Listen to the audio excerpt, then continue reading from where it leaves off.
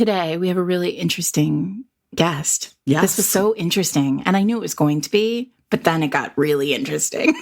Our guest today, and we're recording this like actually after we talked to her, so we might preview a little, is Rebecca Romney. She's a rare books dealer and recently put together something we have mentioned a couple times in passing because it came out this summer.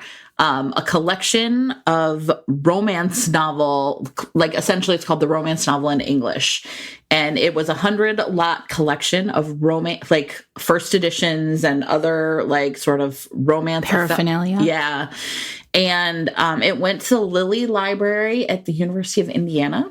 And she is on today to talk to us about collecting and about romance. And about collecting romance. And, you know, for everybody out there who has shelves full of books, like we even talked to her about, you know, the kind of modern collector. What if they're your books right now? What can you do? It really was a fascinating conversation. It was really interesting because, I mean, part of this collection, there's so many pieces of this collection that are amazing. We will put links in show notes to the full catalog, which you can buy in a print edition, but you don't need to because it's online for free. You can read it all online at Type Punch Matrix, which is Rebecca's company, where she is a rare book dealer. But one of the things that was really fascinating to me was she has a few lots that are consecutive copies of category romances, yes, different category romance lines. And she has some really interesting, fascinating early editions of books that definitely have disappeared from most of our memories. And one of the fascinating things about this conversation was this idea that romance is such a massive genre and still scarcity exists, right? This idea that, you know, Harlequin Presents number 200 could just be gone.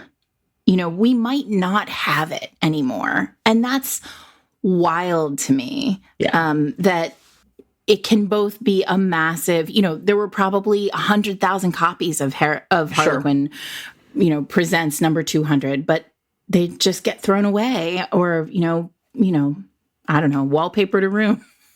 And so I think it's really fascinating. And I think there's so much to talk about why romance is a genre that is scarce, why romance is a genre that people, you know, use and toss out. And I am really happy that we have Rebecca and other people who are interested in collecting it as though it is of value in the same way as, you know, literature. Or even of other genres. Yeah. And of course, we know it is of value. Right. She talks a lot in here about, you know, kind of like how collecting starts when it's genre romance and why mystery, for example, right now is more collectible than romance is just supply and demand, right? So creating a demand for it. And so I hope you enjoy our conversation with Rebecca. We really enjoyed our conversation with Rebecca. Yeah. It is fascinating. I can't wait to have her back. Yeah. And don't miss the parts at the end where she talks about how to treat your books. Yes. I really loved that too. I'm in my parents', I'm coming to you from my childhood bedroom.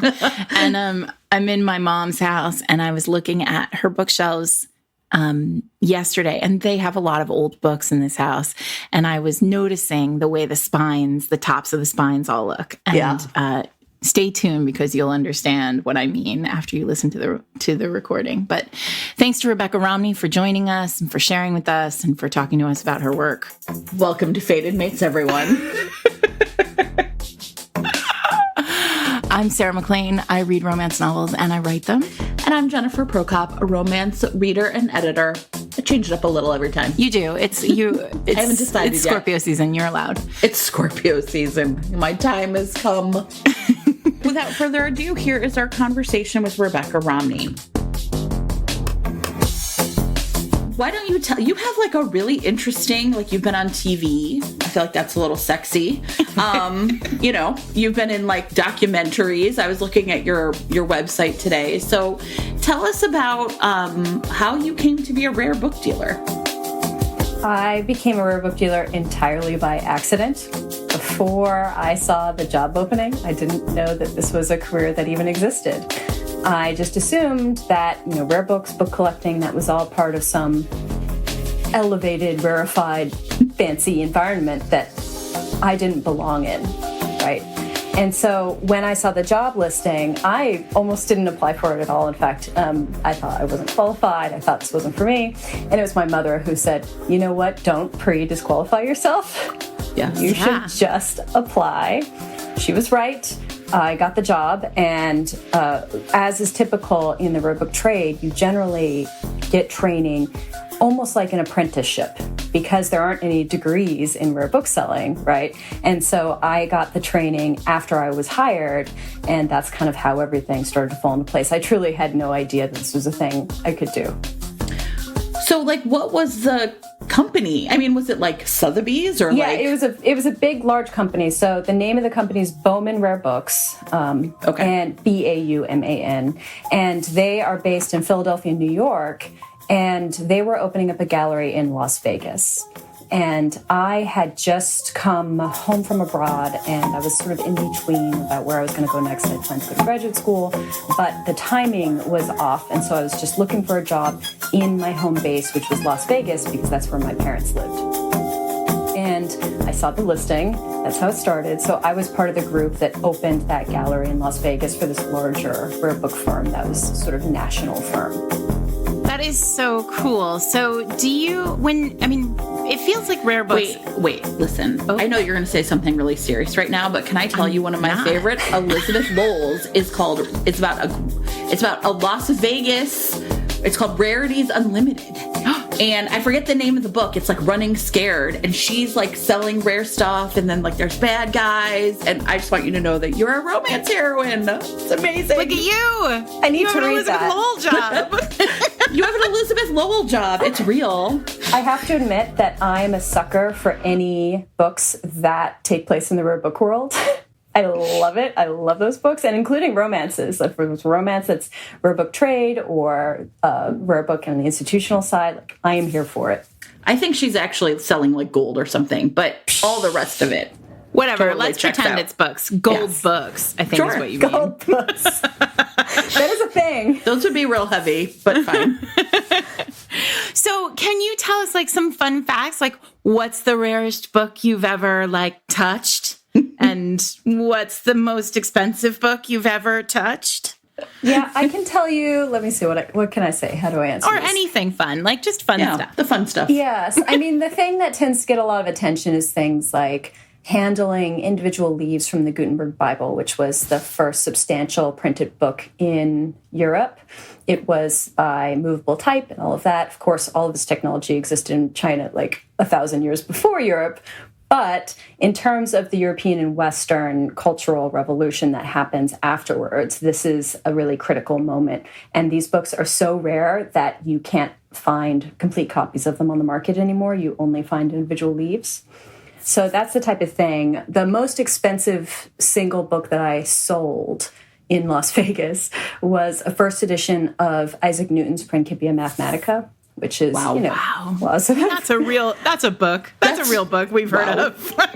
Well, and so this is the thing is that gallery was really heavily focused on canonical works and really standard serious. That was where all that came from. And I always felt very awkward and out of place there in my personal reading, because my personal reading skews genre. So, I actually really love books like Moby Dick. I do like them too, but it was not very popular to talk about science fiction and fantasy and romance in that environment. And is that because in these environments, the people who are buying these books are what's a person who buys one of these canonical texts? Is this somebody who buys it as an investment? Are they super duper book lovers? What's the just rich people with money. I can think of many texts. In fact, I have emailed you about a text that I am looking for, and it is not a canonical text that I just want because I'm a huge lover of that author. But, does anybody really love Newton? Is anybody a real Newton stan? Listen, there are stands for everything. That is one of the things I've learned as a rare book dealer. And it's one of the things I love about it is because everyone has their thing that they are so passionate about that they can talk about, they can like rant about to their friends and family. And as their friends and family's eyes are glazing over, they are just still moving along with this thing because it means so much to them.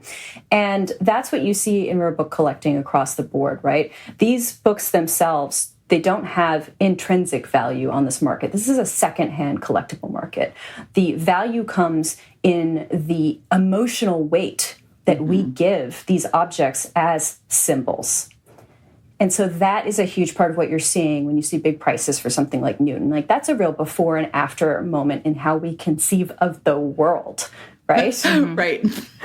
But this is also really relevant, though, in terms of how romance, for example, dovetails into the book collecting world, about what is conceived of as important and worthwhile and worthy of preserving and worthy of talking about as having a history. These are the themes that I think are coming up more and more as people are, like me, and like you all are kind of getting to the point where we're like, no. We care about this. It does have emotional resonance to us. We are going to focus on it. We are going to talk about that history, and we're going to collect it. So we have talked on a number of our Trailblazer episodes about this book, the romance novel in English, and this is your catalog from a collection that you have put together. And I wonder, we've kind of in passing talked about it on the podcast, but it would be really great if you would introduce the collection to everyone and explain its genesis. And we have lots of questions about how and why and which and everything, but give us the kind of top line. What is this? Okay, so that catalog is a record of a collection I put together that spans essentially the history and development of the romance novel in English, starting in the 18th century and capping at 1999. And the idea of that catalog was to put it together in a way that it would immediately serve the needs of a rare book institution for research for scholars and for teaching, and for developing a model for collectors or at least a starting point for conversation. There were kind of multiple purposes here. The main audience was an institution to actually sell the collection, which was sort of a gamble on my part, sinking money into this and hoping that I can sell it. And then the other part of it is I could have done that sort of behind the scenes and just, pulled my institutional contacts and said, here's what I have, let's talk.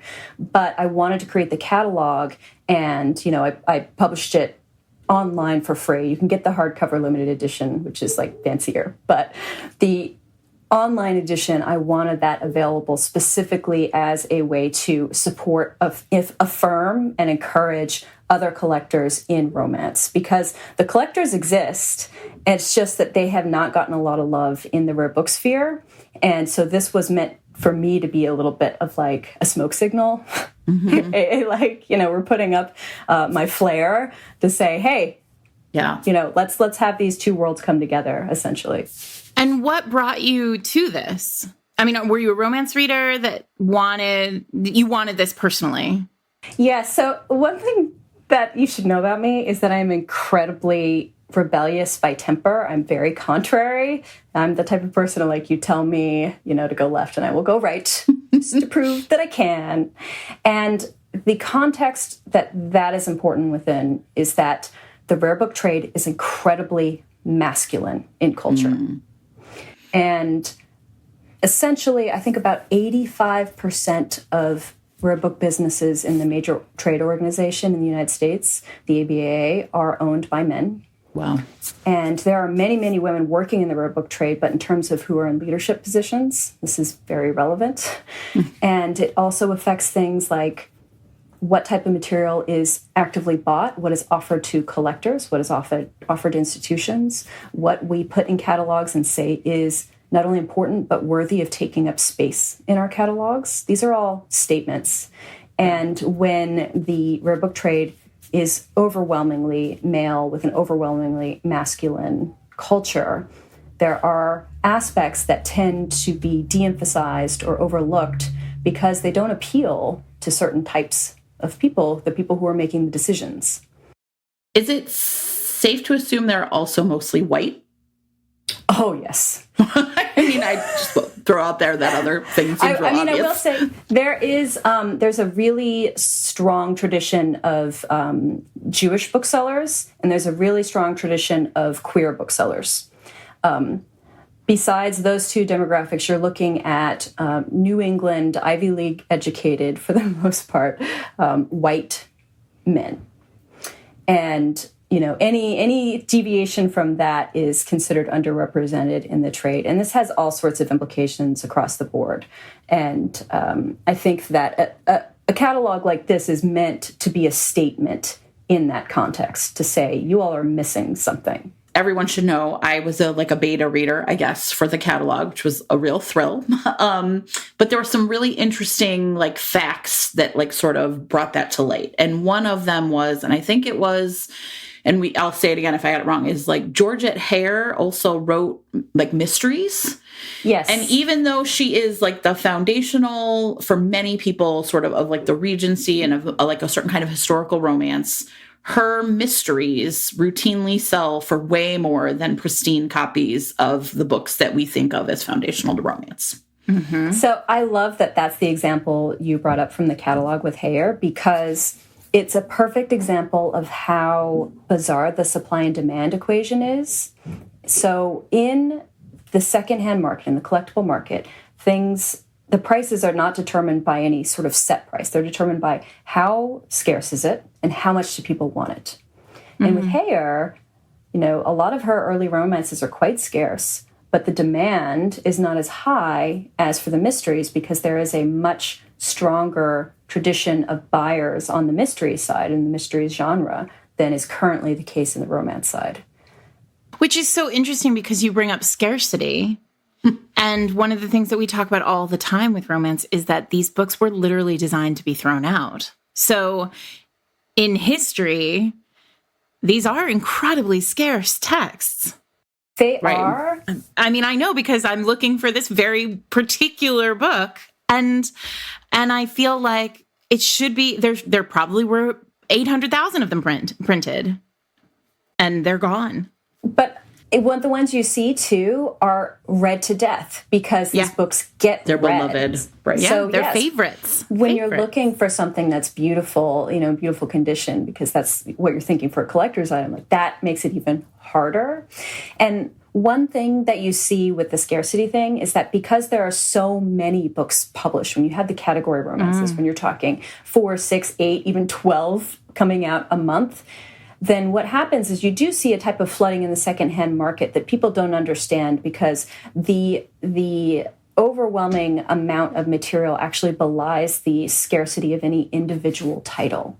So there's certain books that can be really hard to find, and because people are looking at it and not differentiating, they just say, oh, that's a lot of romance, and they don't see that.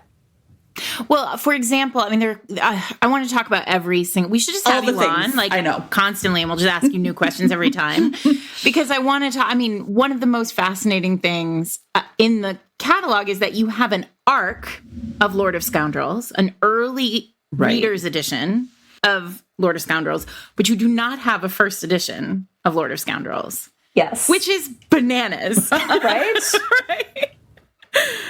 So one of the reasons that happened is because arcs are generally pretty decently described. Like if you are selling one as a dealer and you don't even care about romance, you're still going to call it an arc. Mm-hmm. But a lot of dealers who are handling romances secondhand are not going to care enough to differentiate the printing. So I actually bought a lot of copies of Lord of Scoundrels? Yes. Same. I bought a lot of copies, right? Trying to find that first printing, but none of them are identified, so it's this complete crapshoot. And one day, I will magically find a copy if I keep buying them. It'll be at a tag sale.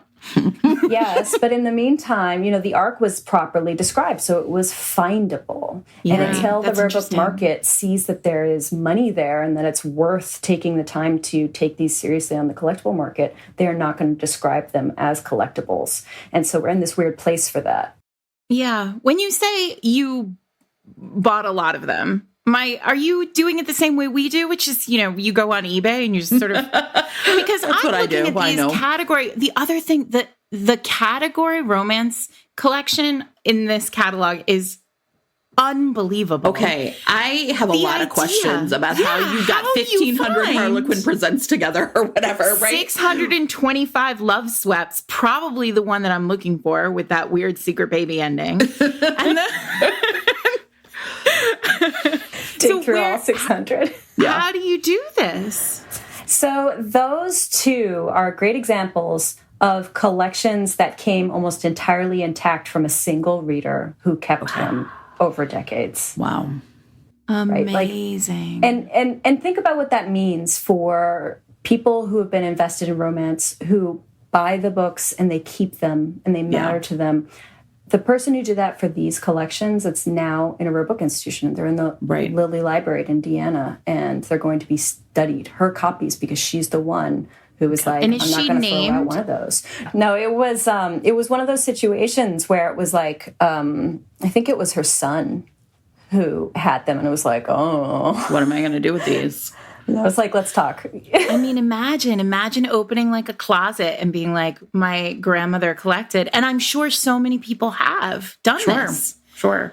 Well, and I think that there are lots of apocryphal stories about like stumbling across a whole set of something at a garage sale because, again, the assumption is that they're worth nothing. So here's the other thing. There's a lot of really interesting stories in the catalog. And when I read it, and I'm going to talk a little bit about like my experience of reading it. I don't if I have the item description was next to the physical description of it. So there's sort of two things that happen with every book. So there's like the this is the book and why it's important and meaningful, but then also like the actual physical description, foxing or whatever. I don't know if people know what that is. You can describe it better than me. But in the actual printed copy, and I think in the PDF, all of the book description stuff is at the end. But listen, don't sleep on these book descriptions. So, for example, there is a first edition of Beverly Jenkins' first novel. Oh, it's actually Indigo. It was Indigo. Okay, right. It was Indigo. Number 2. Right. That she had written an inscription and dedicated, like this was the book she gave to her husband. And then there's this like, she redacted that page and then wrote in essentially, I guess, it sounds like a description of what, kind of why it was gone. And I've got to tell you, like, I just think that's such a beautiful story, right? Like, this was the book she gave to her husband, but she kept what she wrote to him private. And I've got to tell you, I found so much, like, you were like, don't worry about reading that, but it was there was some really fascinating stuff in the actual descriptions of the items themselves.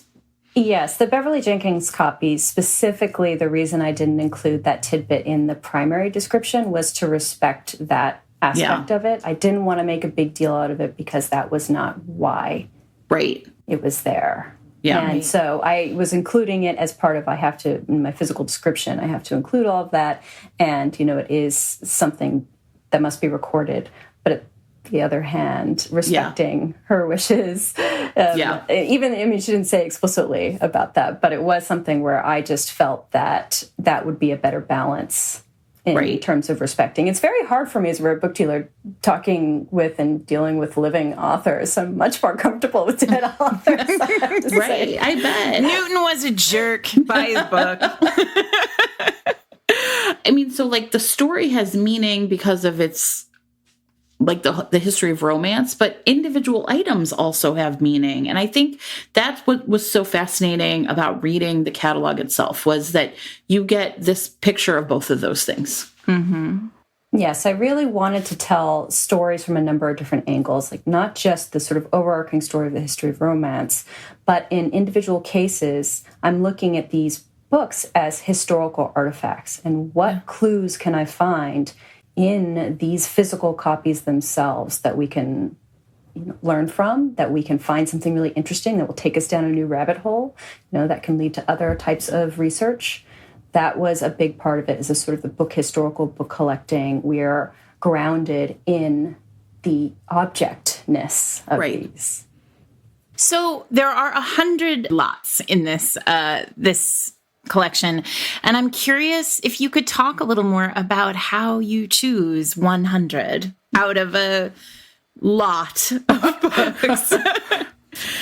It was so hard. I bet. There were, I will say that there were a lot of books that I would have included if I had only been able to find them. Mm-hmm. So I talk in the catalog, and especially in the early material, I really wanted something by Eliza Haywood. That wasn't going to happen. Really wanted Frances Burney's first book, Evelina. That wasn't going to happen. But even for more modern books, I have in there Sweet Savage Love and The Wolf and the Dove, but I don't have The Flame and the Flower because I, similar to Lord of Scoundrels, had bought 1 billion copies and could not find. They were all like 81st printing. And the thing that's really frustrating about that one is, of course, like a month after I published the catalog, I found one. Oh, sure. I was super happy, but on the other hand, like, oh. And so scarcity definitely played a part. This isn't an academic exercise where I'm just talking about books that are important because they are important. I had to find them in order to talk about them. Right. Mm-hmm. And then there were other items that were included, not necessarily because they were inherently super important, but because they were indicative of some other point that I wanted to make.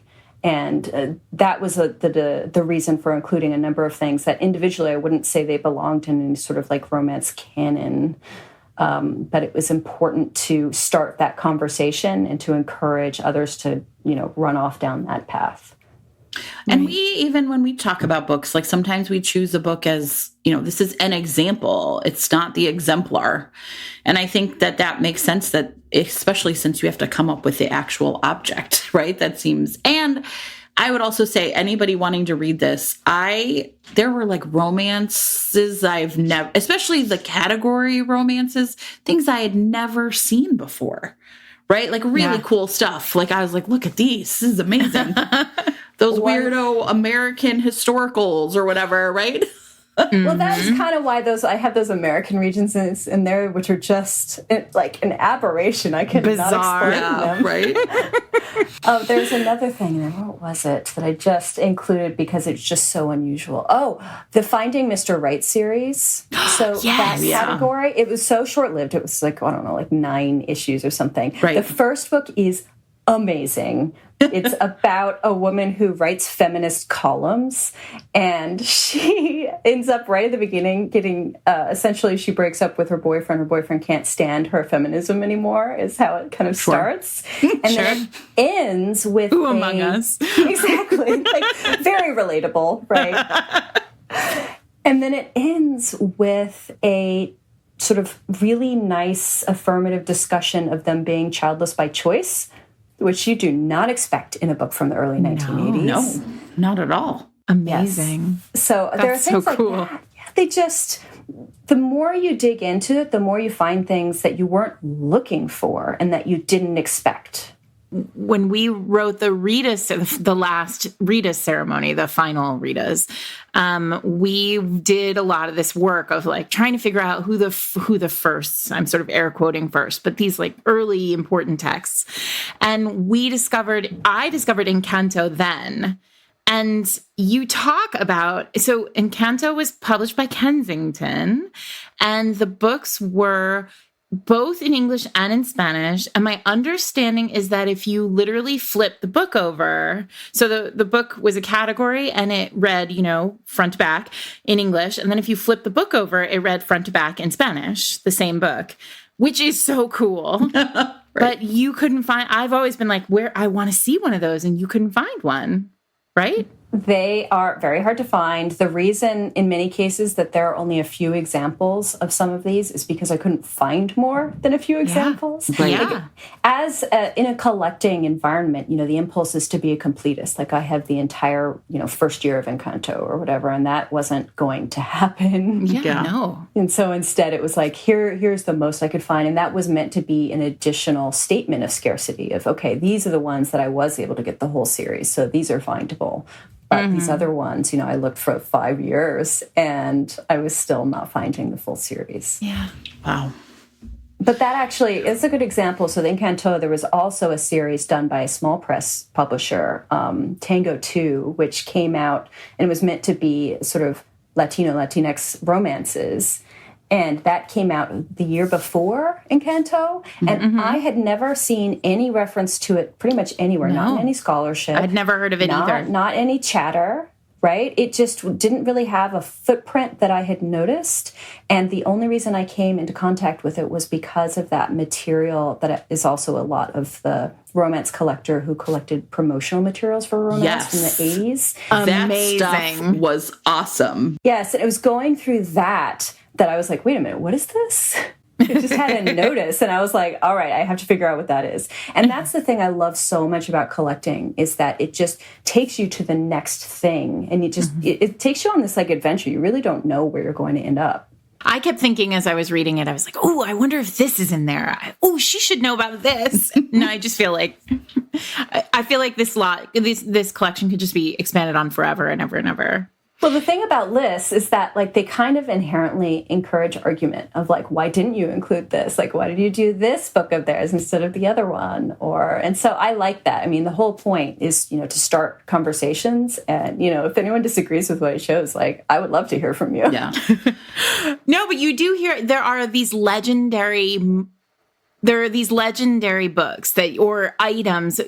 When you were talking about collecting romance novel paraphernalia, Lisa Kleypas is notoriously on the book dumps for her earliest historical. They dressed her up in period costume and took pictures of her, and she's on the book dumps, which are, for listeners, when you go into a bookstore and there's a cardboard shelf unit, and it's filled with all the same book, and it usually has the branding of the book on top. That's called a book dump, and it, is indicative of a big book from a publishing house. Lisa's was lost in a flood. And she had one in her basement. And it's one of those things where I wonder, I feel like somewhere someone has a Lisa Kleypas book dump somewhere. If you do, and you're listening, Lisa wants to buy it from you. Right? It does develop into a lore. And I think that's part of the fun of it, is it becomes this kind of treasure hunt, especially, the lower the stakes are, the more serious we get about it, right? So there are things, it's a tiny bookmark that you want, and you're like, I must have it. I must have it. Right. Exactly. Well, and with the wide world of the internet, it does feel like, how can I not find this thing? If I can't find this thing on the internet, it doesn't exist. And I think that that's clearly not true, right? I mean, and so it really also feels so divorced from technology, right? It's really like this object is important if we can find it. I mean, how many of us have bought old copies of Whitney, My Love on eBay, hoping that we get one that had the original text instead of the new text? And I mean, I must have bought 25 before I got one that had the original text in it. So... yeah. It does take a certain type of tenacity to be a collector. Weirdo? Are you going to say weirdo, Rebecca? Listen, I call myself an eccentricity enabler. Like, you have some weirdness, then I am here for you. Reading the catalog is really interesting. So we've talked about the objects, but you also really tell a really compelling story of romance itself. So you clearly did an amazing amount of research, and then, each item or lot gets a description of sort of its importance, its historical context. So, you said you were working on this for 5 years. How much of that is are you writing things once you get them, the research, kind of talk maybe about that part of the process? Sure. So there are 2 reasons that it took as long as it did. The first reason was just finding them. Yeah. And giving myself time. And I could have, frankly, continued to wait, but I decided at a certain point that I just needed to publish, and then I could, keep moving and keep building on project later. But the idea being that I couldn't just keep hoarding it all to myself. Right. I had to move it along and see it on its way. But the other thing about that was spending the time doing the research and tracking down sources for these, because it was difficult in some cases finding anything written about this. And this is related to the same problems we're talking about in the book collecting world, and how things like romance might be perceived, the same problems you see crop up in academic scholarship. It's very difficult for scholars today even to get funding and support for research that focuses on romance. And that has real effects in terms of what scholarship can be produced, right? And so in some cases, I'm trying to track down the bibliography of something, and there's nothing written about it. No one's ever talked about it before. And I have to just sort of piece it together through all these clues. And it really does feel like you have the scraps of a manuscript that you're very puzzling back together the pieces. And some of these took a lot of time. One of the books in there, it was Love Comes Softly, which is, essentially, yeah, exactly. This is the book that, is often considered the thing that made people realize inspirationals as a subgenre could be viable, right, in the mid-20th century. And there is nothing written on the bibliography of this. And I bought copy after copy, and each one of them was slightly different because it was such a popular book. I love this story. I read this and I was like, this is bananas. Yeah. And, I finally figured out how to identify a first printing. But the thing is, too, I started seeing, it wasn't just the first printing. It was suddenly I could identify the first 10 printings because, one had, an icon on the spine, but the icon changes. And then Bethany House versus, the different changes that the publisher goes through. And so, tracing those is not only just kind of a fun thing, I think. Right. Yeah. But it also is...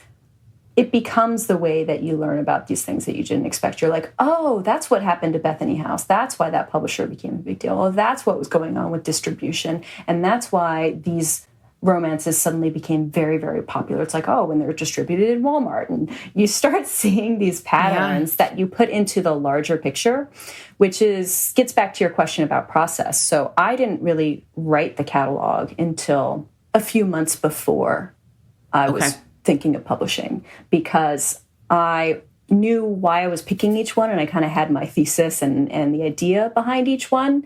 But I knew that the more I collected and the more I put it together, the more each would inform the other. And the catalog is very self-referential, right? I have I'll make a statement, then I'll say, see item X, Y, and Z or whatever. And that's because there are so many connections, and you can see that none of these were produced in isolation. They were part of a wider context, right, that they're reacting to and that they're being inspired and influenced from. And so it was important to me to capture that as much as possible and to pull those disparate threads into, really a weaving of what the history looks like. It's very cool. It's you guys, this is super fun. Very cool. I'm not that far from Indiana.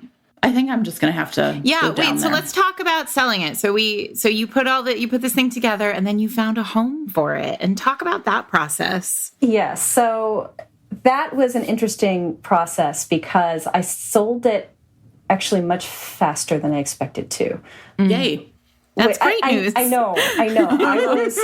I was shocked because it was the type of thing, I had created the catalog, and I was actually speaking about the catalog to a conference of rare books and manuscripts librarians. And so I put the PDF online in advance of that. And it was in the process of doing that panel that a few people read the catalog. And one of the people I was on the panel with, actually, Rebecca Bauman, who is a curator at the Lilly Library. So they were on the panel with me. And when they had read the catalog, they were like, listen, I need you to hold this for 24 hours. And she... Oh, wow. Nice. And what happened was they spent less than 16 hours, I think, total to okay this enormous purchase of thousands of volumes and 100 lots. And it was the fastest I have ever seen an institution okay anything. And I'm saying that, I know that's very, braggy, but the thing is, I want to stress how surprised I was by this. Oh, I was going to say, that sounds incredibly fast for a major learning institution. I have to definitely thank the advocacy of Rebecca Bauman there, because they believed in it from the beginning. And, they had kind of seen my progress in it.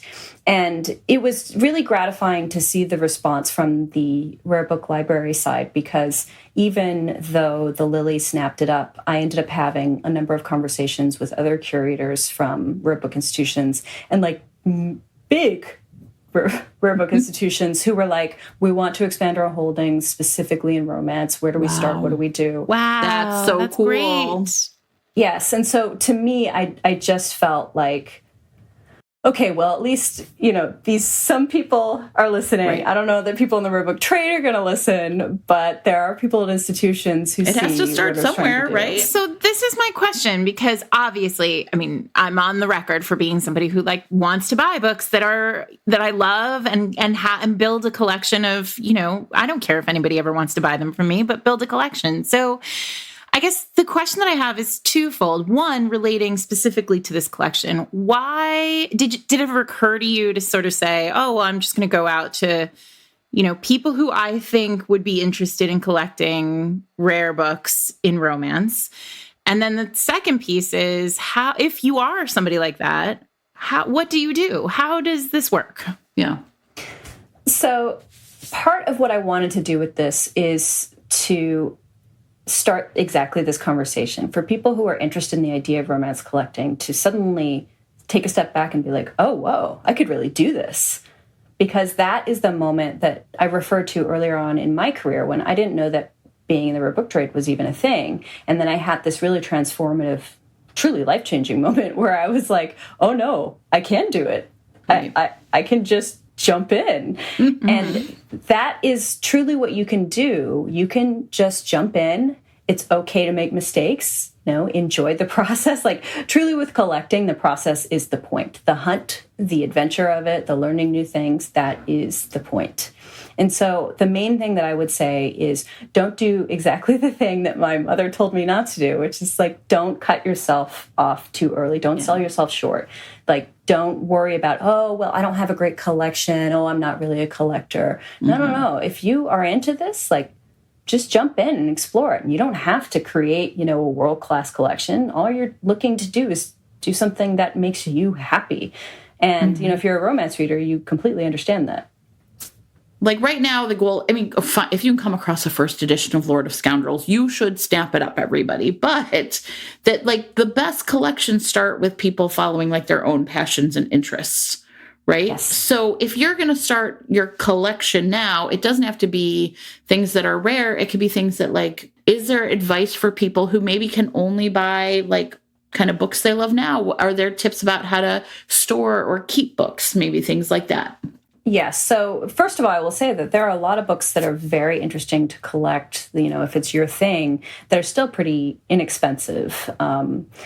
There are, for example, one of the things that I've been building up as a personal collection is the Gothic romances published by Ace, these paperbacks in the early 1960s. And these are the sort of women running from houses genre, right? Right. And there were a bunch of different publishers, but Ace bragged about being the first in Gothics, and they are the ones who published the Phyllis Whitney book Thunder Heights in paperback and that blah, blah, blah. Anyway, so I specifically collect Ace, and I specifically only look for copies in great condition, and I am limiting myself to average of only $10 per book in terms of my cap.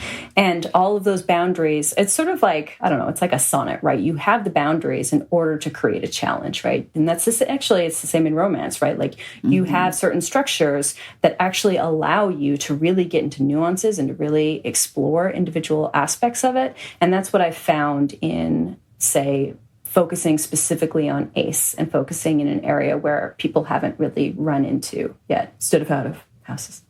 Right.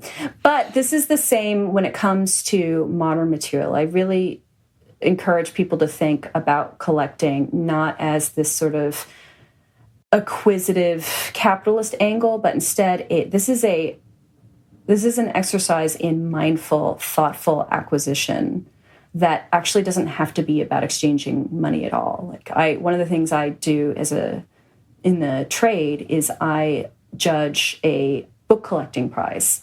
And some of the winners of her book collecting prizes have built up collections that didn't cost any money at all because they were found material or the material that they got in trade. And an example of that in the catalog is those promotional materials from that collector.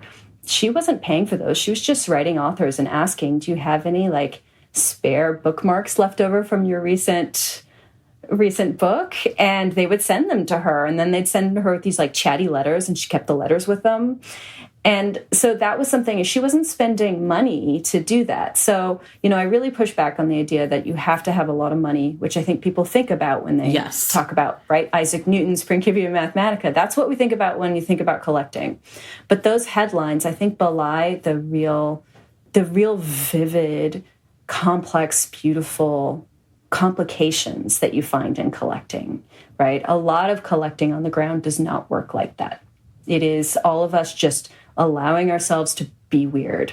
I love that. So in terms of when people are concerned about rare books, one of the first things they do is like, oh, I don't want to touch it because I don't want to hurt it, right? Right. But books are engineered to be handled, right? True. So as long as you're taking a few very, very basic precautions, you're fine. First of all, you don't need to wear gloves when you're handling books at all. In fact, you tend to lose your tactile sensitivity. You're much more likely to tear a page, which would do much more damage than, washed and dried hands that are handling these pages. So that's the first thing. The second thing is that the main point of weakness on a book is the joint where the covers, the front and rear covers meet the spine. And that's because, that's just physics. That's where the angle is hitting, and that's where the pressure goes. So what that means is that you just don't want to splay your books open when you are, reading them. Yeah. Or if you have a book, like it's a hardcover and you are opening that up you don't want to slam it all the way to the left so that it's like against the table. You want to kind of hold that front board up. And the last thing is the thing that's probably the least intuitive, which is that, when books are on a shelf and they have that nice little nook at the top of the spine that you use to pull with your finger down. Sure. Don't do that. Oh. That's like the one thing. Yeah. Because that is a weak point of the book. Like there's not a lot of reinforcement there. So the more you do it, the more likely it is to break off. Again, if you do this, people are doing this for hundreds of years on a book that starts to break. And so those literally, you have done, that's 98% of what you need to know. And in terms of storage, books are like humans. We don't like extreme heat. We don't want to be in attics all day or basements or garages all day. We don't like, extreme heat, extreme moisture, or extreme exposure to sunlight. Like no direct sunlight. Truly the best place to keep your book collection is like in a room where you are all the time, in your library, in your bedroom. We're already doing that, romance readers. We're keeping them in our bedroom, on the floor, next to our bed. People will write to me and they'll be like, oh, we have this book that's been passed down and it's been in our garage this whole time. And I'm like, oh. Get it out of the garage. Throw it out. Keep it in your living room. Oh, that's so amazing. So I guess, okay, I'll ask the question, which is, so the collection ended in 1999. Is this something that, like, I guess my curiosity is, like, would you do another one? Or is it really that, like, it's too soon? You don't know what is, like, important or meaningful or interesting, like, kind of in 20 years. Like, how does that kind of work? Yes, the cutoff for 1999 was partially for me to maintain some control over the incredible explosion that happens in the 21st century, which, is kind of another topic entirely, and how exciting it is with things like self-publishing, ebook publishing, all of that, and the effects of that really changes the game. And so part of it was recognizing that there's a tipping point that happens with the internet, with different types of communities that we see on the internet, with different types of distribution, and building different kinds of fan bases, and being able to sort of work around gatekeepers. All of those have such huge effects that it really becomes a different game. And so that was part of it. The other part of it is, as you say, feeling like 20 years is really kind of I think what you need to start looking at things retrospectively instead of feeling them in the moment. Like, I think this is really silly, but like my daughter is into 1990s fashion right now. They all are. Yes. Yeah, they all are. So this is a thing, right? Yes. And of course, I find that absolutely ridiculous because having lived through 90s, I'm like, that was the worst fashion period. No, God, nobody wants that look, but it is back. Why would you do that? Scrunchies, why would you go there? I don't understand. We killed them for you and you brought them back. We did you a solid. Right. We knew better. We know better. And now you're going back. I understand. And so I feel like there's this odd cycle. Like there's a certain point when we start seeing things retrospectively and we start, that changes our relationship to them. And I think that in some ways that creates new problems of bias because we give the sheen of history, so we may not be, say, as critical, for example. Or on the other hand, it gives us the distance that we need to see those disparate threads I was talking about of, at the time, we may not have realized how all of these like explosion of category romances were interacting and why it happened the way it did. But looking back now, we can see that buildup of movement in the 70s and how it all just exploded like right in the 1980s and 1980 really. The golden age of category romance. Those were good years. It is a wild time in the early 1980s. Well, there was all sorts of stuff going on. There were gay gothics and, historicals that were totally different and cool. And I mean, that was also because there were so many more publishers then. Right. Everyone was diving in. Yeah. Everyone was diving in, and there was a feeling, because there was so much money there, people were looking for ways to differentiate themselves on the market of, okay, well, this person, they've Cygnet's got the Regencies covered, and, Harlequin's doing their contemporaries that are slightly sweet, but getting a little racier. What can we do to differentiate ourselves? And so there are a lot of there are failed series in this era, too. Yeah. That are, again, trying to do something that was unexpected and it didn't work for them. One of the things that I tried to track down and could not find, there is a great book about the history of publishing in Romance and Zero by John Markert.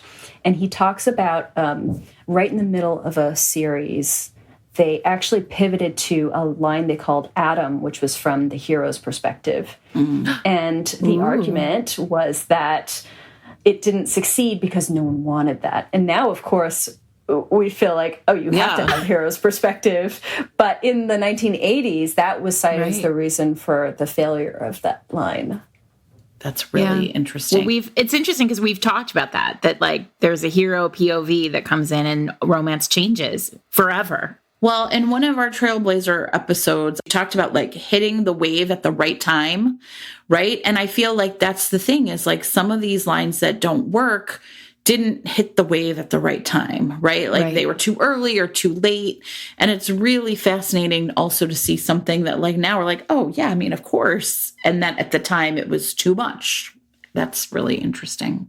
That is really what you get when you give yourself a little bit of distance. Yeah. But that's also where it can kind of become interesting for collectors who are focusing on what's coming out now, is there is a sense of betting one's own taste against, what will end up being important. You're like, all right, no one is as excited about this novel as I am, but I think it's really important. And I've got my signed first edition and, I'm going to be proved right in 20 years. Everyone's going to look back at this as a moment, so that you can make it a game if you want. That's is cool. Funny that you say that. I mean, I think about all the readers who in my lifetime as an author have approached me at signings and asked me not to sign to them, but like, please to sign the first edition. Like, and then they put it back in their Ziploc bag. You don't have to keep it in a Ziploc bag, Rebecca says. No, please don't. In fact, you need air circulation. But I do think about like, where are those libraries must be massive. And they are like somewhere there are more than a few people out there doing this. So for the people who are doing that, I love you. I see you. Keep doing what you're doing. Of course, I want you to read books too, and I want you to be part of the active reading romance world. But this is a different type of book love. Yeah. These are related types, but they are not the same thing. Yeah. And I appreciate you for that type of book love, about understanding these as historical art objects and valuing them for that reason. I'm going to tell a funny story now. Kelly, my best friend, would kill me if I didn't, because when I was a kid, and now, of course, I'm like, what happened to these books? I was a real early adopter of Sweet Valley High, and I had like the first 30 of them, but I would let people borrow them. But like, I was like, you cannot crack the spine. Like, I had some real specific, like, look, these are precious items to me. Yeah. And I feel like I worked a long time in my life to kind of get over that. Like, it's okay. Books are for reading. But there are definitely moments where I just think, like, I like this thing. This is a good thing. Okay. So first of all, I have to say that we are at my rare book company, we're working on a themed catalog right now about Gen X material, and we want Sweet Valley High for it. We cannot find Sweet Valley High in the first printing. Wow. It's like impossible. Well, mine are gone. I'm sorry. No, I mean, I guess that's my mom, but I think they're gone, but I would have been your collector with the first 30. I mean, I know at least 3 people. I always connect Sweet Valley High and Babysitter's Club in my head because I went immediately from one to the next. But I know at least 3 people who have all the Babysitter's Club books saved, like on shelves, precious. And I had them all. I had so many things. I had all those love sweats. And then life happens. Yes. Well, the other thing I was going to say is that, collectors on the sort of private collector side, they do tend to be against signs of use and ownership, but that's not really the case with institutions. Institutional rare book people love evidence of ownership because just like authors are like, okay, reader response, like how are people reacting to this? I mean, I guess now with Goodreads, we're kind of flooded with all of this. However, think back about, a great book in the 19th century, like when people were reading, Jane Austen or Charlotte Bronte. Wouldn't you love to know what the average reader was thinking when Pride and Prejudice first came out? Mm-hmm. Right? And so actually, collections of romance that have ownership marks, like sometimes I've seen ownership marks that are like a particular reader's grading system of like stars or particular numbers, right? Those are incredibly interesting from a research institution perspective because it is both sides of the equation, right? You're getting the sort of publisher side, but then you're also getting how the book is formed in the mind of the reader, how the reader is reacting to it. And that is, part of the study of the book. Well, we've talked about this on the podcast, I think, but the marginalia of romance novels, the way this is a very common thing in libraries and public libraries because readers, the covers and titles are very similar for many of us, and readers read voraciously and they need a way to track the books that they've read, or this was back before Goodreads. They needed a way to track the books that they read. And so they would mark the backs of the books with their, insignia, their little like hieroglyph. And then in my library, you would put an exclamation point very respectfully at the bottom of the page on the last page. And that meant this was a good one. Yeah. And so you would just flip to the back of all the books and take out the books that had the most exclamation points, which is, pretty great. That is we were so all great. Secretly talking to each other. Right. Yes. Before. Wow. It's like a code. Well, one of my favorite things I wanted so bad to include in the catalog, but I didn't get to because the owner wouldn't give it to me, was a lesbian pulp paperback. And it is in this era when this queer romances were pathologized, right? And that was absolutely part of the framework of this pulp. And so it ends, and they're still together, but it ends with this sort of like very sort of dark premonition of this can't be good kind of thing. And a reader wrote right at the end of that, quote, "But they were happy." Wow. Aww.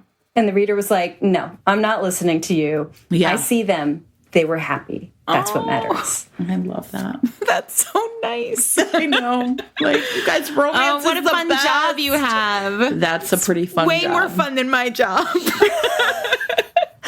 Listen, we both have things that seem very glamorous on the outside, but in fact are a lot of tedium when you get down to it. This is really a delight. Amazing. Rebecca, thank you so much for coming and talking to us. We adore your book. We've been bringing it up with tons of our trailblazers because many of them have been in it. Yeah. So we're feeling really good about ourselves that we've picked the right people. But we're honestly, I'm just so grateful for your project. I mean, I'm grateful anytime anybody takes romance seriously. Yeah, gives romance what it's due. So I am glad to see how accepting people have been of it, because it was the type of thing where I was working so much in isolation on the rare book side of just feeling like anyone I might bring it up to in the rare book trade just kind of raised their eyebrows at me. And I just very quickly realized, okay, I'm just going to put my head down and get this done. And I had no idea what the response was going to be. And so it's been really, I have to say, like, really affirming for me to see that people care about it, but that also sort of proves the point of, like, there are a lot of people who are already collecting romance and already care about this. And it's just a question of us all getting together and being like, right, we do rock. Like, rare book collecting is awesome. You know, we're doing this do a romance collecting thing. Like, I would love to have a book fair of just romance collectors. That would be amazing. Yeah, that'd be cool. Well, I want to go back in time and tell my younger self to keep my Sweet Valley High books. So we all want all the things, don't we? Rebecca, if somebody wants to go visit this collection, can they? Yes. So the Lilly Library is very good and responsive. If you want to come see, you can do research. I know it's being actively used for teaching collections. Rebecca Bauman is the great contact there. They're a curator. We'll put that in show notes so that people can... She's on Twitter, right? Yes. Okay. Arkham Librarian, that's Rebecca. So it is meant to be accessible. That was one of the things that was important to me in terms of the placement, and their pitch was very compelling in terms of how they were going to use it. And I do hope, though, that we see more things like this keep happening. There are, of course, there are places like Bowling Green that have amazing romance collections, but their romance is so big that you can have amazing romance collection in a single institution, and it's only the tip of the iceberg in terms of what can be covered. So, I want to see this more like across the country, lots of different places that people can visit, and people can keep building on this momentum that's going right now. Amazing. Cool. Thank you so much. Rebecca, it's a real joy to have you. We hope you'll come back. We're gonna have more questions next year after spending more time with the catalog. Listen, I would love to come back. I am also telling you how jealous I am as I'm listening to these Trailblazer episodes. You have no idea. We've talked to some real... They're so good. Yeah, it's been amazing. What's cool about it is every single conversation starts off similarly and ends up totally different from all the others. It's magnificent. Oh, I just love it. And it's important too, having these oral histories, just as I was saying, when I was looking for material about, like, okay, who's written on this? Where's their documentation about why this happened the way it did? Like, it is so few and far between. And so something like this, and the Black Romance History podcast is doing similar things, right? Like, these oral history interviews are critical to us building that structure of what the history of romance looks like.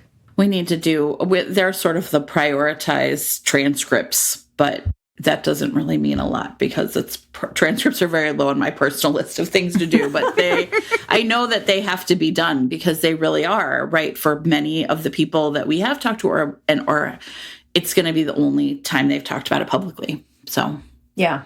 No, and I think I'm mentioned to you because I was like, well, you should know, I think I cite Fated Mates and like one of the like, I use podcasts as sources for the catalog, and that was in and of itself kind of meant to be a statement of, like, this is a resource. There's so little there for a genre that is so incredibly massive. I mean, has to be one of the largest out there. It's just amazing how little attention has been paid to us. So we're super excited to have you, Rebecca, on our team. And if you're ever like, okay, I have no idea what's going on with this book. Like, why are they charging X, Y, and Z? Or like, like, I will be the rare book whisperer for you. Perfect. If you want me to come on and just go step by step. Did you spend a lot of time talking to authors? No. I only reached out to a few, mostly because I was like, I wanted to stay away from living authors. And even when I was doing it, I was like, I'm going to stay more on the publishing side. Yeah. And so I more relied on interviews that they had done elsewhere. Right. But you got Bev's. You got Bev. Yes. And then did you reach out to... Yeah, she was like a special exception because I had already had kind of a relationship with her on Twitter, and she, has experience in libraries. Oh, right? Of course. Yes. And so, we had conversations about her archive, for example, and I was like, listen. And a big part, actually, one of the reasons that ended up happening that way was because I could not get first printings of her earliest novels on the market. And I was like, listen, this is what I'm doing, and I cannot issue this without having something from you in it. Do you know anyone who might be willing to, they can sell it to me. Like, I'm not just going to say they have to give it to me. Like, I understand. And anyone who might be willing. And this is the reason it's going to end up in an institution, right? And she was like, well, I have the copy that's been sitting in my office for 20 years. And I was like, you don't have to do that. And she was like, no, it's fine. Wow. And I was like, gosh. Yeah. I mean, that's just how amazing she is. Yeah. She's Yes. Bev. Yes. Did you, I will say, I know Loretta, and she's a historian, and I don't know if you reached out to her. You probably did. I did not. I did not. I tell you, I would say, if you did reach out to her, I would imagine that if she had one, she would let you have it. So one of the things that you have to be kind of careful about as a dealer is that people kind of, if I'm like in a position like Steve Amadon was at Bowling Green, right? If like you're an archives, you're an institution, like there's this sort of inherent nobility to it, right? I see. Right. So it's, I want to buy your thing so I can sell your thing. Exactly. Right. But I'm the dealer. Like I handle filthy lucre in exchange for these amazing works of art. And so there are a few things, like I wanted to get a run of like Romantic Times, a real big run. And so I tried reaching out to Catherine Falk. That did not happen. And I also tried Affaire de Coeur, and I had a whole back and forth with the editor of Affaire de Coeur. And when I explained what it was, she was like, we're done here. Like she didn't want to, and so that's the thing as a dealer is that people see it inherently as a sort of conflict, I think. And that's one reason I try to be very careful about approaching authors. Yeah, and I approached Bev because I already had a relationship with her. Right. But to contact someone out of the blue and be like, sell me your books. I just think you have a great vibe. I feel like you don't seem gross. We support you. Oh, well. I'll be like Sarah McLean says, Jen Prokop says. Have you listened to Sarah McLean says, I don't seem gross. Jen says she's awesome. Put it on your business card, Rebecca. Yeah. Trust the vibes. Trust the vibe. 100% vibes is what we say. Kind of. Well, hopefully, like, the catalog itself kind of serves as a little bit of a CV of, like, I promise I'm not a terrible person. Yeah, right. You don't seem it. There's, I think, a lot of ways in which I could see why romance, like, people would be skeptical. Like, wait, what are you even talking about? This isn't how we think about ourselves. I mean, I can see that disconnect being something that's going to take a while to... People get uncomfortable with that. Yeah. But on the same... the flip side of that is once dealers are paying attention to us, it does give us more credibility. So, Well, so that is like the inherent tension, right? Is like the higher the prices go on these romance novels, the more it kind of actually has this weird reflection of reputation and authority, right? Mm-hmm. And so why should a, James Clavell book be so much more valuable than a Wood Wisp book? Like, explain that to me.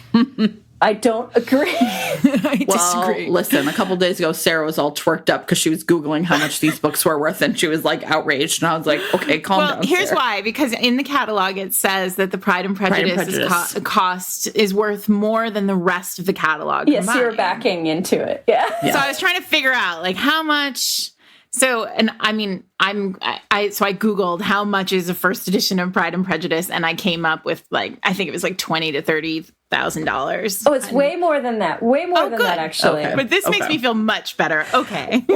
Listen, like, it still is not a great scene because what that says is that Austen has been, accepted into the canon. Austen gets to stand for the entire rest of the genre, right? And no one else gets allowed. It's the Smurfette principle, right? Of like, we've got our one woman, we're good here. That's the representation, So, part of doing this entire catalog, like there are a lot of books in there that were given, single lot treatment, full page image, just as big of a treatment as Pride and Prejudice got, but that are, probably $10 each or $50 each. They're not very expensive. And that was also, again, sort of in reaction to the rare book trade, a statement of like, I'm valuing these the way I am looking just at Jane Austen, the way that you see Austen and Bronte. I'm also doing this with Jane Ann Krentz. Yeah. So it's the money part of the equation is really sensitive. Dealers will put a price on a thing, and sometimes authors are like, what? Or they see a copy that was like inscribed to a friend that a friend sold or something. You know what I mean? Like, that's tricky. It is. It can be really delicate. And so I generally try. But that happens in used bookstores too. It's not just dealing. True. That's the secondhand market. I have a very good friend who inscribed a copy of her book to her best friend, and then she was in the used bookstore in Katy, Texas, and it was in the bookstore. The copy she had inscribed to her friend who lived down the street had dropped it. It was an ouch. I mean, I get that, like, you don't expect your friends and family to, like, read your books. Like, but it still hurts. Like, you couldn't drive it to another town. Or just recycle it. Like, just like nobody needed to know. Right. You needed your dollar for it. Memory hold that. No, and so it's just an awkward thing. I mean, the main thing that would make more sense, what I've been thinking about, is like, well, talking to authors about their archives and making sure that they're doing that, and encouraging people to collect. Well, maybe you could come back. Maybe we could have another episode with you, and maybe Rebecca would come on too. They would love to come on. And then we could talk to you both about the value of authors and readers archiving their cool stuff. That would be really fun. Probably not this season, but that sounds like a really You've got fun a lot going. we have a lot going. We're all full up. Yeah. So, but it was so much fun. Yeah, it was amazing. Thank you so much, Rebecca. We hope everybody enjoyed that as much as we did, and we would love to have Rebecca back on. So I guess if you have more questions, go ahead and put them onto Instagram or Twitter, and we will tag her. I'm sure she'd be happy to come in and say more. Let's see. Sign up for Sarah's class this coming weekend. Thank you. That's going to be amazing. Let's see. If you are interested in stickers, merchandise, or other Fated Mates gear, you should check out our website, fatedmates.net. You can find us on Instagram at fatedmatespod and on Twitter at fatedmates. Have a great week, everybody. Bye.